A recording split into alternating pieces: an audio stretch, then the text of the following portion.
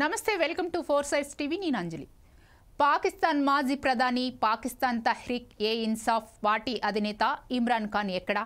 పాక్ నిర్బంధంలో ఉన్న ఇమ్రాన్ను జైల్లోనే చంపేశారన్న వార్తల్లో నిజమెంత? జైల్లో ఇమ్రాన్ సురక్షితంగా ఉన్నాడని మంచి భోజనం పెడుతున్నామని పాక్ మంత్రి చెప్పింది నిజమా? ఇమ్రాన్ బతికే ఉంటే అతన్ని కలిసేందుకు ఇమ్రాన్ సోదరీమణులకు జైలు అధికారులు ఎందుకు అనుమతి ఇవ్వలేదు? ఇమ్రాన్ను చూపించకుండా ఆయన సోదరీమణులపైన పీటీఐ కార్యకర్తలపైన పాక్ పోలీసులు దౌర్జన్యకాండ ఎందుకు? అసలు పాక్లో ఏం జరుగుతోంది? మాజీ ప్రధానిపై ఎందుకింత నిర్బంధం? Let's watch the story.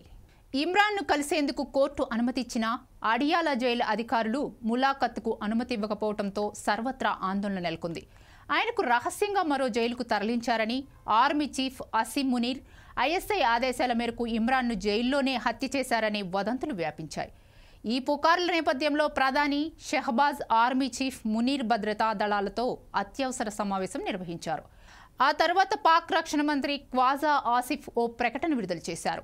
Imran Khan బయట కంటే జైల్లోనే క్షేమంగా ఉన్నారని, 5 స్టార్ హోటల్లో కూడా లభించని మంచి ఆహారాన్ని అందిస్తున్నామని, విలాసవంతమైన సౌకర్యాలు కల్పించామని వివరించారు.